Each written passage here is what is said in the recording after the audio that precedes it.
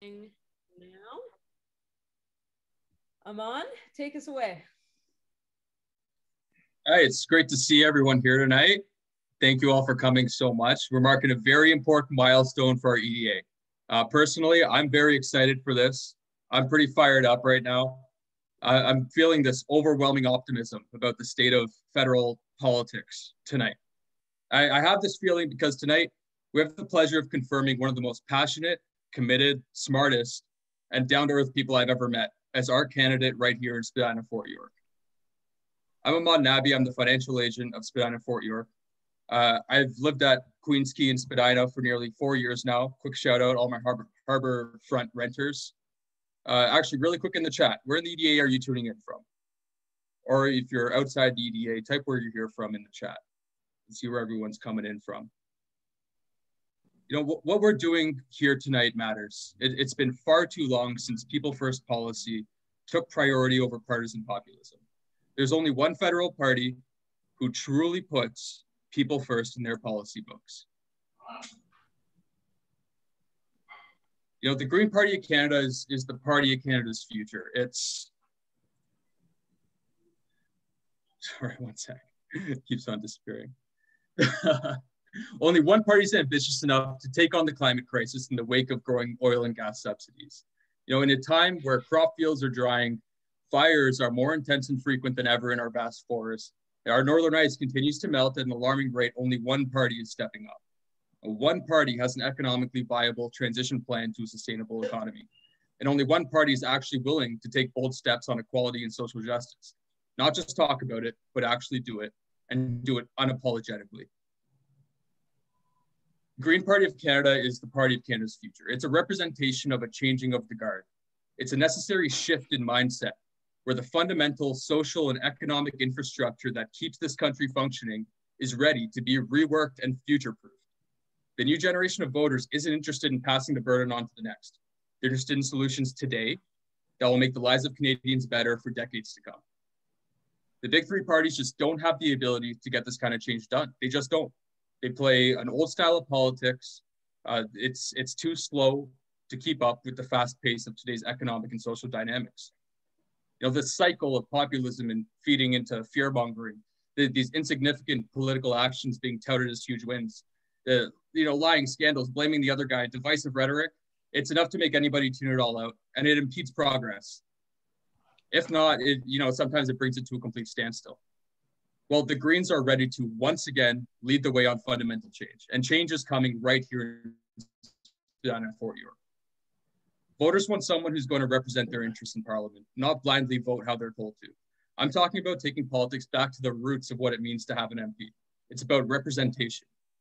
You know, tell me why right now in our ethnically diverse, student-filled riding, where a majority of constituents are renters, many spending more than 30% of their take-home income on housing costs, we have an MP who represents none of that, who is not in touch with the strife of our riding.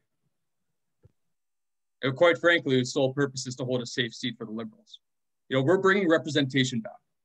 Spadina-Fort York is ready for Green representation. It'll prove with concrete plans and actions, not vague words and promises, that Toronto's ready for Green representation. Canada's ready for Green representation. You know, we've grown from a small team of a few to a strong group of volunteers in our riding. We're dedicated to the cause of bringing green politics into Toronto. Working for change in a system with deep-rooted flaws and biases is a long slog, and tonight we welcome our new champion, Amanda Rosenstock. You know, she's gone toe-to-toe with Adam Vaughan on affordability. She has proven time and time again that she's willing to put others before herself, and she doesn't just speak green rhetoric and talking points, she lives them. Amanda's been moving the needle for Toronto's Greens for a long time now. I'm incredibly proud and excited that tonight we get to acclaim her as our candidate. We're fortunate to have someone with so much drive, expertise, and compassion running in our riding. This is the start of not just a green wave washing over Spadina-Fort York. This is the start of a full-blown green takeover. Without further ado, once again, I thank you for coming out tonight, and I'll turn the floor over to our host for this evening, Natalie. Thank you so much for that, Aman. That certainly got me fired up. And thank you for reminding us all why we're here and what really matters. My name's Natalie. I'm Amanda's campaign manager, and I'm so happy to be in any kind of supporting role for this campaign because it's one that I truly believe in, an honest and accountable one, and I just can't wait to see it to fruition. To start us off, we're here on the land of the Treaty 13, territory of the Mississaugas of the Credit First Nation, and the traditional territory of the Haudenosaunee and the Wendat peoples, and is now home to many diverse First Nations, Inuit, and Métis people. And before we get to Amanda, which we will very, very shortly, I promise, I'd first like to introduce Bruce, who's our president, and very senior accumulation of all knowledge and everything that that we need to be the best Greens that we can be. Bruce, would you like to say a few words? Thanks, Natalie. That's very kind of you. And yeah, it's an exciting evening ahead of us where we get to introduce your Green Party of Canada candidate for Spadina-Fort York, Amanda Rosenstock. I couldn't be happier to be part of this evening. Now, the Green Party ran its first slate of candidates in the 1984 election. Spadina-Fort York and its predecessor riding of Trinity Spadina has been running candidates for most of that time. And with each campaign, the Green Party has been focused on one significant, though not exclusive issue, that of course being climate change and the environment. With an election pending, that will still be true, but now as we see the effects of climate change manifested in our time, well ahead of what most scientists thought would be the worst case scenario, we need to elect a Green MP to rewire the whole way we do business in Ottawa. The whole thing has to change. The Green Party has grown steadily since we elected our first MP 10 years ago. But in the last few years, we've added MPs in Ottawa and had a whole string of electoral successes in various provinces, including Mike Schreiner right here in Ontario. As the understanding about the urgency of climate change has grown, we have seen great growth in the number of volunteers and in donations across the country, but most importantly, here in Spadina-Fort York. And I want to thank all the volunteers, all the people who have helped us get to this point, and those that will join us in the future to help elect Amanda. It's a thrilling time, and your work is so much appreciated. Pardon me. The majority of voters in Spadina-Fort York tend to be young and deeply concerned about the future, about housing, about jobs, and what climate change will mean for them and their children and their children's children. And make no mistake, the Liberals will be pushing the idea that they have a plan that could deliver results. Well, not even the Parliamentary Budget Office believes that, and very few climate scientists think that what they are doing will deliver the results that we need to achieve. While the Liberals consider this a safe riding and the NDP have high hopes here, we can never forget the Liberals bought a pipeline, and the NDP are cutting down the last of the old growth forests in BC. Why? All to score short-term political points. So it's up to us, the Green Party of Canada and Spadina-Fort York, to hold them to account. Tonight, we introduce our candidate, and we ask you to join us to deliver the strong message that needs to be delivered to Ottawa. Tonight, we ask you to concentrate on the prize, delivering a Green MP from Spadina-Fort York. Tonight, please make the decision to donate your time and treasure to help us to ensure that the future is about justice, social and environmental justice. Thanks to all of you for joining us tonight, and I'm looking forward to meeting you all in the future. And now I'll turn it back over to Natalie. Thank you so much for that, Bruce. And without further ado, everyone, please welcome and meet Amanda. Amanda is a young lawyer with a wealth of international and grassroots experience. She's been volunteering with the Green Party for a very long time, as was already mentioned. She chose to run in this neighborhood because she really cares about the issues at the level of federal policy, and she's taking a stand like no other candidate is. She's worked for international organizations, community legal clinics, council, and has a long history with Canada's Green Movement. Amanda, take it away. All right, well, thank you so much, everyone, for that really warm and welcoming introduction. I'm so grateful to the Spadina-Fort York EDA and our recent CA for all of your support and for putting your faith in me as a candidate. I couldn't be couldn't be more appreciative. And thank you to everybody else who's not part of our EDA and CA who are here as well to support me. So I really appreciate that. So as was mentioned, I'm a lawyer, and I moved to Toronto about just over 6 years ago. And I've been living in the riding for about 4 of those years. And I graduated from Osgoode Hall Law School in 2019. I was called to the bar of Ontario in 2020. And in terms of my legal skills, I've really been focusing on supporting the needs of small businesses, entrepreneurs, and the startup community. And it was during law school that I realized, that I didn't have a political home. I really didn't see myself represented in any of the other parties. It was during that time that I became a lot more conscious about the impacts of climate change, about the staggering cost of tuition, and realized that the Green Party was really the only party that had concrete and evidence-based solutions to these issues. And so I jumped on to Dean Marr's 2019 campaign, the federal campaign in Spadina-Fort York, and I went door knocking with Bruce and others on Dean's campaign. And so that's how I got started with the Greens. And then I was actually the legal officer for David Murner's leadership campaign in the GPC leadership race. David has been a wonderful mentor, and he's taken me under his wing. And I also was involved in Annamie Paul's by-election in Toronto Centre in 2020, and had a lot of fun doing that. So I was most recently working as legal counsel for a small technology company here in Toronto. And after my work there ended in February, I felt that now was the time to step up for public service, and that's why I'm here before you today. So yeah, that's me. Thanks so much, Amanda. And thank you so much for being here and doing everything that you do. So we're going to start off with a little bit of an interview to give Amanda a run for her money. If anyone has any other questions that they want to ask, please type them into the chat, and after we run through a few, we'll get to them, and you'll be able to ask them to Amanda directly. So first things first, Amanda, what do you think are the most important issues in our community right now, and what do you think we should be doing about them? Yeah, so our EDA has made over 1,000 calls to our constituents in Spadina-Fort York over the last 2 months.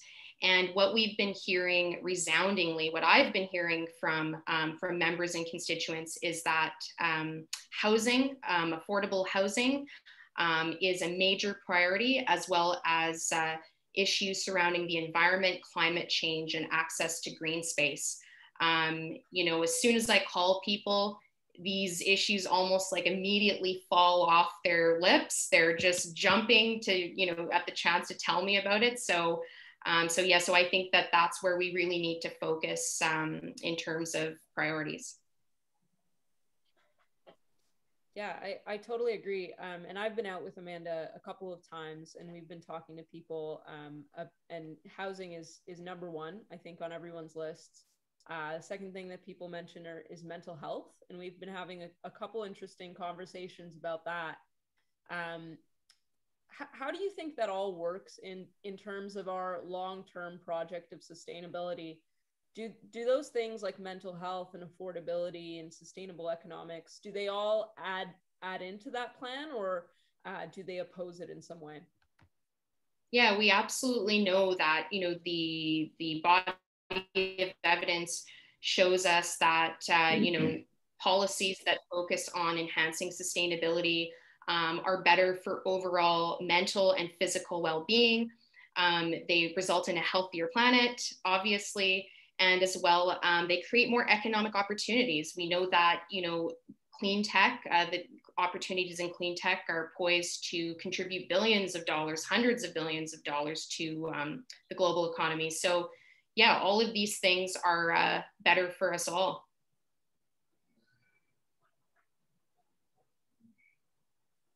And just in the meantime, while we're quizzing Amanda, I'm going to try and share a poll, which I just started. Let's see if I can do that, so that everyone can give us a little bit more of their thoughts. Nope. Maybe not. Continuing with Amanda, what differentiates our policy though from other parties' policies? Because everyone has a plan to tackle housing. You know, everyone says we need more funding in this area or that area. But how do our principles, our policy, and our members really differentiate us from those other parties? Yeah, well, I would say first and foremost, and one of the biggest things that attracted me to the Greens is that our policies are member driven. We are a genuinely grassroots party. So our directives don't come from the top down or from the PMOs or the leader's office, right? Our members decide what our policies are. Those policies are based in rigorous scientific evidence. And so that's, you know, one thing that I think really differentiates us. We're not proposing policies just to score political points or to gain some sort of advantage or to, you know, beat on an ideological dead horse. You know, as well, we are a party of firsts. We were the first party to propose a legalization of gay marriage, decriminalization, the legalization of sex work. And in fact, I mean, our policies are so innovative that other parties like to steal them. So I would say that that's really what separates us. Yeah, and a couple of those things that you mentioned at the time, I think were seen as real wild cards. And potentially some of them are still seen as wild cards in terms of the legalization of sex work. But we have always been pushing those policies that eventually became the kind of central left accepted policies. And I think legalization is another example of that. Legalization of marijuana. Are there any other policies that are so uniquely green and innovative that maybe the central left will eventually take them on, but hasn't quite gotten there yet? And one that I have in mind is the creation of jobs through more green infrastructure. Is that something that we can see kind of becoming more mainstream? Well, I think that has to some extent been picked up by the other parties. But what really differentiates us on that front is that we're willing to make the kinds of commitments that are going to bring about transformational change. Not just, you know, giving a little bit of money to, you know, this company here and this organization here. You know, we're talking about, you know, large scale transformational projects that are going to create thousands of jobs across the country and that are really going to make a significant impact in lowering greenhouse gas emissions. And I would say, you know, no other party is calling for who has a credible plan to end oil and gas subsidies. No other party is calling for real legislation that is going to end new sales of gas-powered passenger vehicles by 2030. We know that through these, you know, by implementing these measures, we can reduce our emissions significantly in a fairly, you know, short period of time. So, yeah, so absolutely, we're at the forefront of those policies. Yeah, I certainly think so. And then last question, Amanda, before we open it up to the audience or to everyone here, you know, some of the things that you mentioned are maybe more, you know, local issues. And obviously those issues are the most relevant to our community. But how can the federal government really make a difference with those issues? How can the federal government really touch into our local lives? So I think, when it comes to, just take the example of access to green space, which a lot of people in this riding are concerned about because of increasing density. They're worried about having access to parks in their neighborhoods for them and their kids to go to, right? We need sustainable federal funding that is actually going to enable municipalities to better revitalize and expand access to green space. Right now, those funding opportunities from the federal government are fairly limited. So we need to look at, potentially revamping some of the federal programs that we have that support municipalities on that front. When it comes to housing, we know that sustainable funding for housing as well, that is absolutely essential to addressing the housing crisis, and also having the guts to take measures that other jurisdictions have taken to cool demand in the housing market, so that we can give young couples and young families a chance to achieve their dream of home ownership. When it comes to homelessness, we need long-term funding commitments from the federal government for the construction of new units. The province also really needs to step up as well and fund the cost of services for supportive housing, things like mental health services, access to social workers, and things like that, that people who are struggling with mental health and addiction, really need going forward. So. Yeah, those I would say are our priorities for Spadina-Fort York. Thanks so much, Amanda. Okay, so we'll give it a free for all now. We have people here from Liberty Village, South Cork, Queen West, Fort York, Ossington, Harbourfront. What do you guys want to ask Amanda?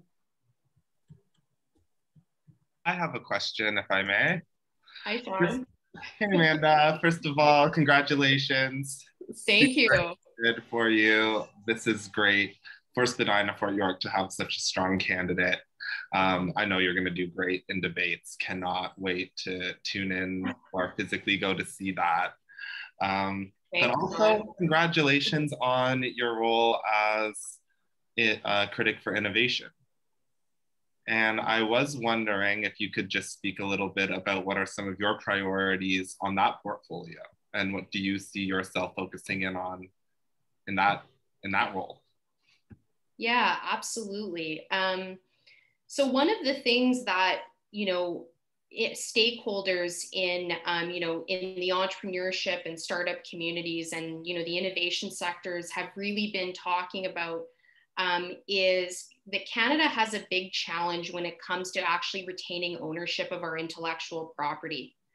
What happens a lot of times in Canada is when companies are trying to, achieve a certain level of growth and they're scaling up, as we call it, they end up selling off the rights to their intellectual property, which is actually, IP is really integral to being able to, it's really integral for companies to be able to leverage their IP to create more value and to find more opportunities for growth. And so that is something that I and our critic, Karen Farley, really want to highlight. And another thing I'll just say quickly is that government procurement of homegrown technology and other homegrown innovation is a big challenge in Canada.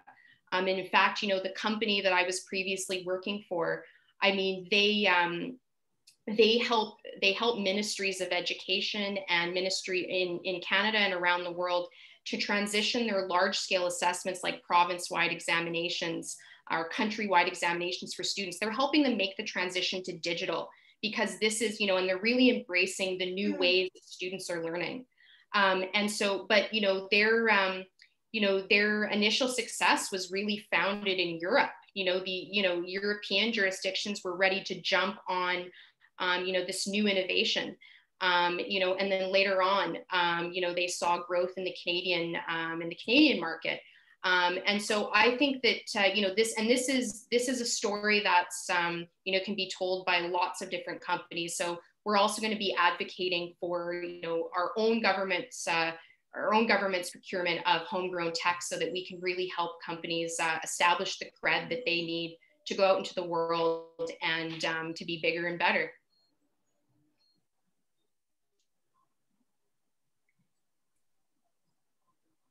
Thanks for that question, Sean. That was great. And I think that was a great answer.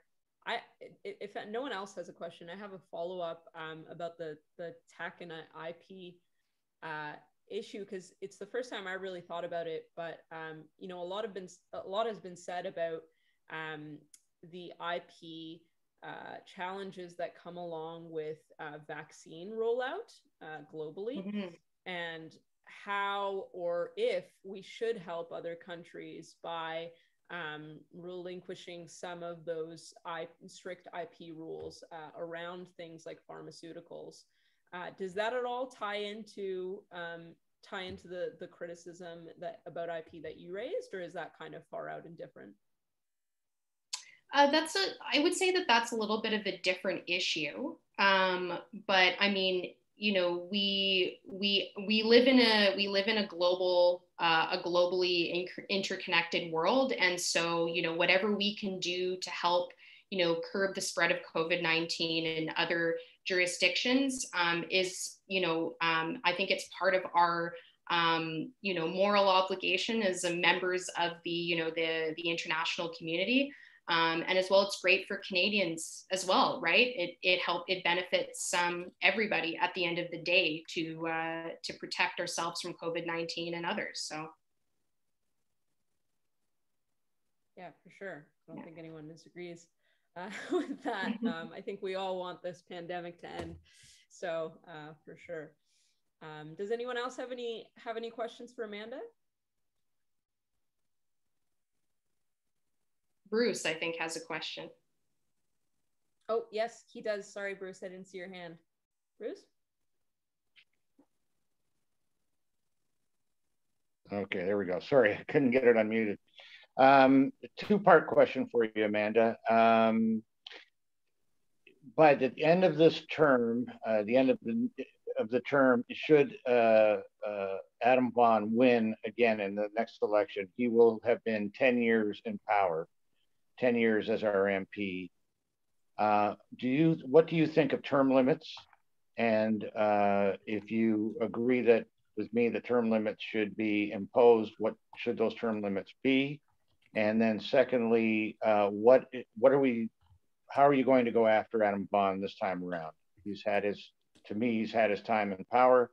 Let's remove him. Let's get somebody new in there. Let's get somebody who represents the green policy proposals. Talk to me about those two things, if you don't mind. Sure. I mean, Bruce, I haven't thought about specifically what term limits should be imposed on MPs. You know, I'm open to the idea, but you know, I'd have to do more research on it, and I'm absolutely happy to get back to you on that question once I've had some more time to think about it. With Adam Vaughan, I mean, look, I mean, I think that, you know, his hands are really tied by his party, and their ineffectiveness at, you know, adopting really truly progressive policies into their official platform. I mean, there were, you know, just as a recent example, I mean, there were a number of policy resolutions that were adopted at the recent Liberal convention on basic income. They absolutely refused to include those into their official platform. Same with the NDP. They still haven't. They're still not willing to include those in their official platform, even though that they've had a number of motions passed at their policy convention on basic income. So I think that I think we really have to show people in Spadina-Fort York and Canadians more generally that, you know, we are willing to put our money where our mouths are. And, you know, we've had progressive policies as part of our platform for a very long time. I think we need to, you know, to keep educating people about what we stand for. And we have to, and when it comes, more specifically, when it comes to Adam Vaughan, we need to really put the question to voters, what has he done to make housing more affordable in 6 years that he's held this position? I mean, this is his, housing is his raison d'etre. Well, the proof is in the pudding, and there's not a lot of pudding. Otherwise, Canadians wouldn't be so, dang angry about it, right? So we've got to keep, bringing that to the forefront. I love that. There's not a lot of pudding. I have a quick question. So Amanda, let's talk about proportional representation, because I think, like me, I think it was 2015, people voted for the Liberals, giving them a majority solely based off of their promise to, work towards proportional representation. Maybe can you speak a bit about like your thoughts on proportional representation, if it's important, why it's important, and maybe some messaging to sort of get that conversation started again? Yeah, I think that, the Greens are absolutely for proportional representation. And a big reason for that is because we know that wherever proportional representation systems exist in the world, Greens tend to do better under those systems. But more so, it allows voters to vote their conscience. It allows for more diversity in terms of policy making. It forces more consensus because you have the diversity around the political decision-making tables. And so, those are just some of the reasons why Greens have always been in favor of proportional representation. Of course, that's something that, I want to advocate for. The Liberals ran on that promise in 2015. They broke it very resoundingly. And, me, like a lot of other people, just said enough is enough. And, really believed in giving the Greens a fair shake, because we knew that was something that they would never waver from. So yeah, absolutely. I am 100% for proportional representation, and I will advocate for it every step of the way. Yeah, and Sean, a quick follow-up, if you don't mind, on that. Sure. So many people right now are really disaffected. And from my experience in past campaigns, but also being in your riding, talking to people on various occasions for various reasons, I think you'll need to have some strategy to make people believe in the political process right now. Under first past the post, you can do something for them. And I just wonder if you have any ideas of what that might be in terms of how you might activate voters who otherwise are resigned to status quo, or saying, I love your ideas, but because of this crazy world, I have to vote one way to stop the other guy. Well, I think one of the advantages that we have in a lot of, South Toronto ridings is that there isn't a real threat of Conservatives, winning a seat in these ridings. And so we can put it to voters that they can vote their conscience. That, they don't have to settle for mediocre just because they're afraid of the bad guy. Right? We can be a viable option. Annamie Paul has said this, many times, but it's about convincing Canadians that we're competent to lead. And Mike Schreiner has been so great at this, in terms of his leadership in Gulf and in the provincial parliament is, actually not just critiquing the other party's proposals, but is also offering real solutions. And that's what we have to keep communicating to voters, that we have solutions, that we've costed these solutions. They're based in evidence. And yeah, that's the way I think we need to move forward. Sounds perfect to me. Sign me up. Thanks, Sean. And for those of you who don't know, Sean Manners has been a candidate, a federal, and just federal or provincial as well, Sean? Just federal. I'm a GPO organizer. That's right, in Beaches East York. So Sean has been through this, and he's been a leader, you know, in the Greens movement for a long time. So yeah, it's really an honor that you're here, Sean. So thank you. Oh no, I'm honored to make it, and super stoked for your campaign and your leadership and your deputy critic of innovation. We need more diverse people at these tables, but also accessible. And just so that I can gush over Amanda a little bit, I met her during Annemie Paul's campaign in Toronto Centre. She was volunteer coordinator and helped me to get 11 young Greens from Beaches East York out to Main Street there. And that was, I mean, they're all in high school. So if anyone's wrangled 11 high schoolers and got them Main Streeting, it's a feat in itself. And since then, we've remained in contact, but she's been a great supporter of just generally CAs and active Greens wherever they've been. And so I really do look forward to your participation in the party at all levels now. I think it's going to be great. And we're going to have a lot of fun doing it too, Sean. Oh, one quick question. So Amanda, what's next? You know, where do we go from here? What's, you know, it's summer right now. Summer will become fall. I think a lot of people are predicting a potential fall election. You know, where do we go from here? What's the plan?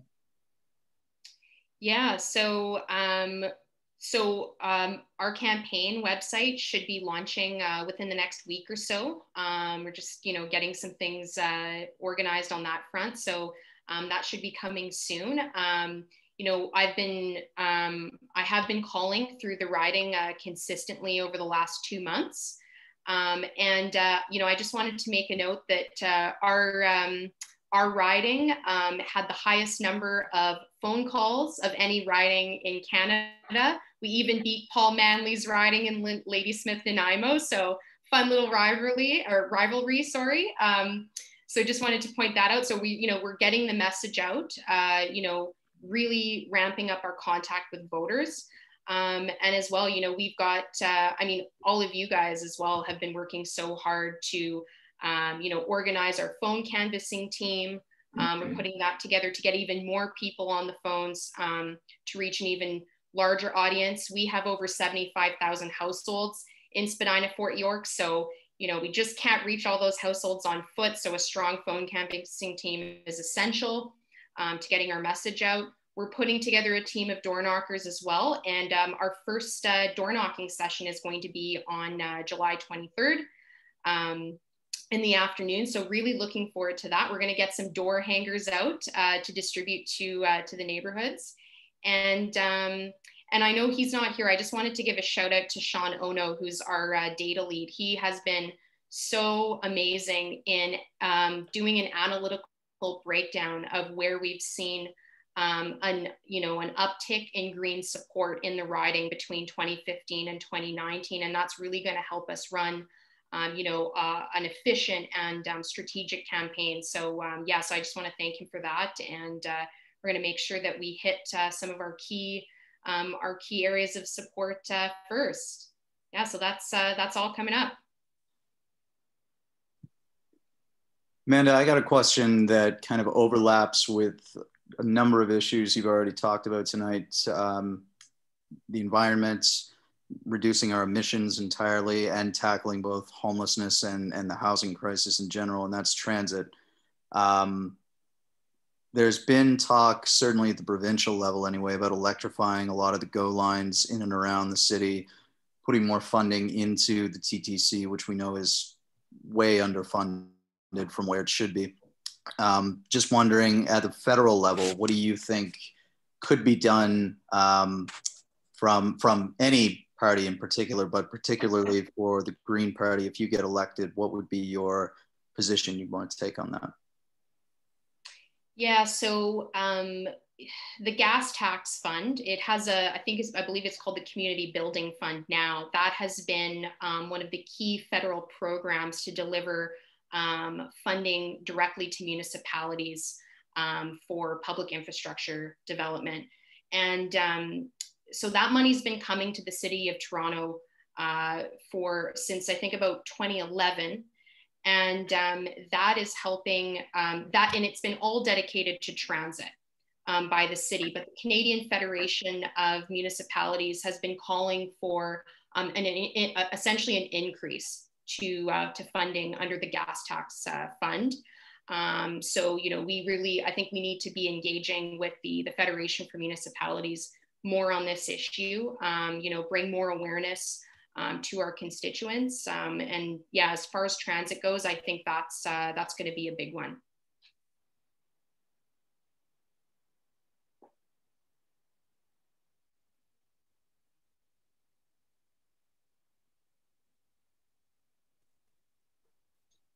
Anyone have another question?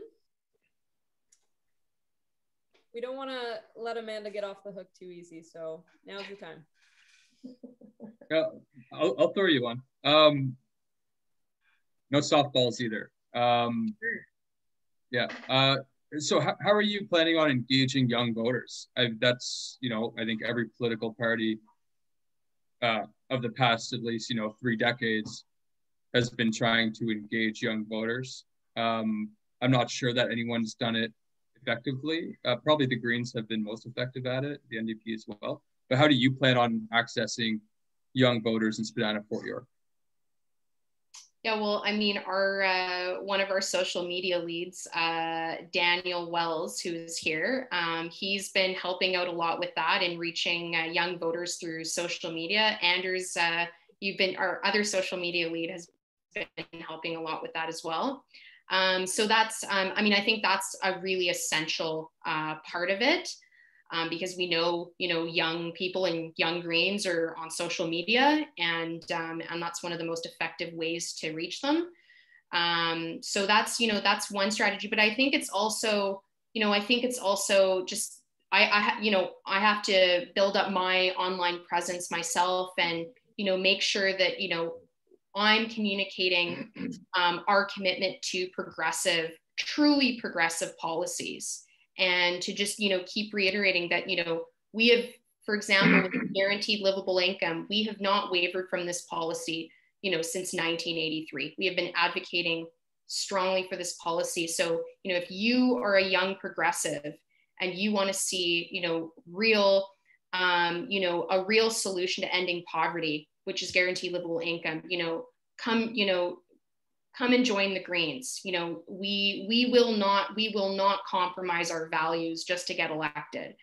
When it comes to real climate action, no other party has the kind of, bold, rigorous policies that we have, when it comes to ending subsidies to oil and gas, stopping hydraulic fracking,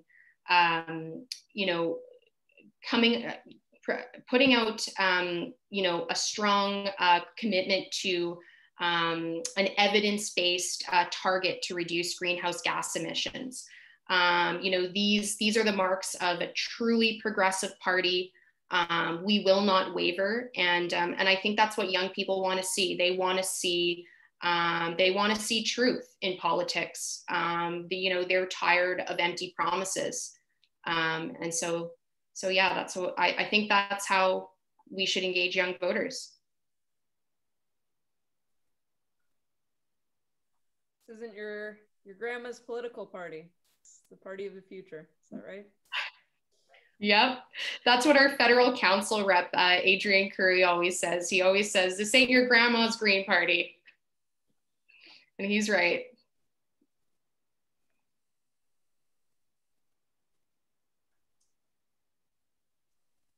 All right, well, if no one has any other questions, then I'll thank everyone for coming. Thank everyone for being a part of this. Thank you again to Amanda for sharing all of her thoughts with us. And congratulations. This has been your formal, already been acclaimed, but this has been your formal acclamation. So take that and run with it. And now for the hard part of actually getting through to our community and getting elected. It's going to be fun, but it's going to be challenging. And I can't wait for all of us to be a part of it. Thanks for everyone who came out today. And as always, we are about to hit a federal election. So we are asking for donations. Any time that volunteers can give us is greatly appreciated. And thank you all for staying on board. Have a great night, everyone. Thanks, everyone.